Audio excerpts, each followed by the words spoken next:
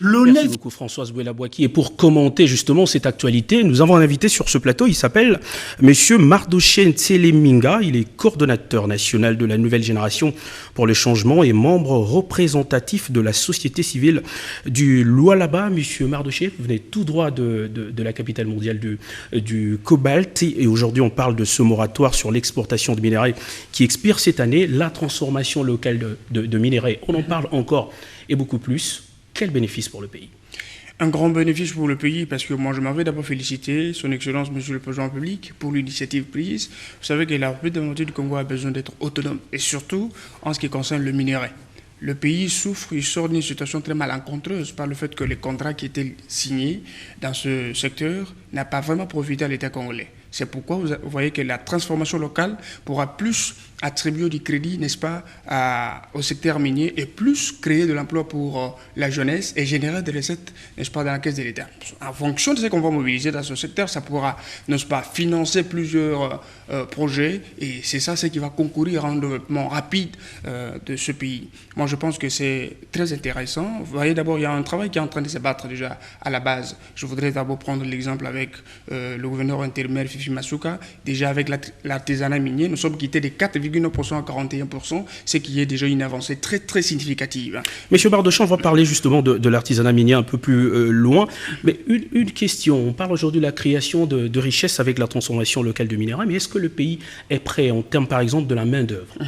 Le pays est prêt en termes de la main-d'œuvre. Je voudrais juste vous donner un exemple. Il y a sur place des coopératives minières qui génèrent beaucoup de recettes dans la caisse de l'État. Je prends l'exemple avec Mbakat, qui a enregistré dans moins de 3 mois 10 millions de dollars. Alors, je ne veux pas citer d'autres ressources. Il faut vous dire que si on met des sérieux d'abord avec les avancées que nous avons sur place, je pense que ça peut déjà construire un socle très solide pour accueillir l'industrialisation du secteur minier dans ce pays. Et il y a aussi un personnel très efficient, très capable, et sur le plan technique, nous avons des éléments qui peuvent accompagner cette initiative jusqu'à son couronnement de succès. Et on sait que quand on parle de la transformation locale de minerais, on parle de l'industrialisation, mais beaucoup plus de l'artisanat minier. Parlons-en un tout petit peu. Quels sont aujourd'hui, quels sont les problèmes que connaît ce secteur au niveau du Lualaba, par exemple? La province venait de sortir d'une situation très malencontreuse caractérisée par le détournement du fonds de l'État. Les recettes de la province étaient canalisées dans l'impôt des individus, ça fait plus de 6 ans. C'est aujourd'hui que nous avons vu la lumière dans la canalisation de recettes. Je parle d'une décision orthodoxe et drastique. Qu'est-ce qui a été fait effectivement? Ce qui est fait aujourd'hui, c'est que les recettes de la province sont canalisées aujourd'hui dans les caisses de l'État. Et nous sommes quittés de 4,9% à 41%. C'est ça ce qui a facilité, n'est-ce pas, le financement de plusieurs ouvrages sur place en province. Je prends l'exemple avec les infrastructures de l'État. Ici, on voit inaugurer plus de 31 avenues, n'est-ce pas, financées sur fonds propres de la province, avec l'artisanat minier. L'artisanat minier, il y a la participation positive des coopératives comme Ibacat, qui a payé dans moins de 3 mois plus de 10 millions dans la caisse de l'État.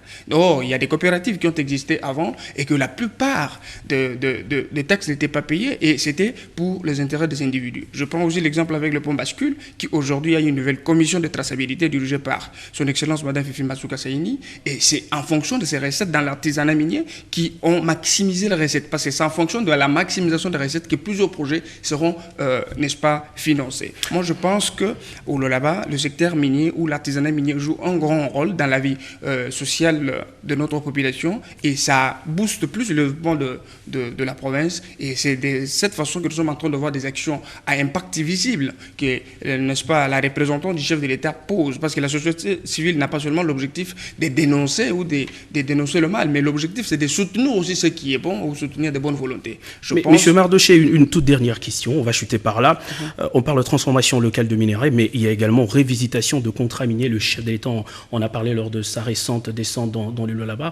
Est-ce un motif d'espoir? Oui, un motif d'espoir. Moi, je voudrais même dire qu'on devrait commencer par là, parce qu'il y a beaucoup de contrats que moi je peux taxer de diaboliques qui sont signés dans le secteur minier. Je voudrais rentrer sur le travail qu'a battu le gouvernement Samadou Kondé, qui a poussé le chef d'État à faire la déclaration là-bas lorsqu'il était accueilli. Et il a dit il faut un contrat 50-50. C'est-à-dire, vous construisez l'université chez vous. Ici, au Congo, nous avons aussi la possibilité de construire. Moi, je pense que nous avons la possibilité de rentrer sur ces dictons et travailler plus pour que les contrats soient révisités et que son contrat joue, n'est-ce pas, plus pour l'intérêt de la population et des institutions. Et que ce soit des acquis pour que nous, aujourd'hui, jeunesse, si demain nous avons la possibilité d'accéder à la gestion de la chose publique, puissions pérenniser ce genre d'acquis, c'est très important pour l'épanouissement de notre pays. Il y a lieu donc d'espérer, exactement comme vous le dites. Messieurs Mardoché Ntselemminga, merci d'être passé sur ce plateau. Je rappelle que vous êtes coordonnateur national de la nouvelle génération pour le changement et membre représentatif de la société civile du Lualaba. Merci encore une fois. Merci, Patrick.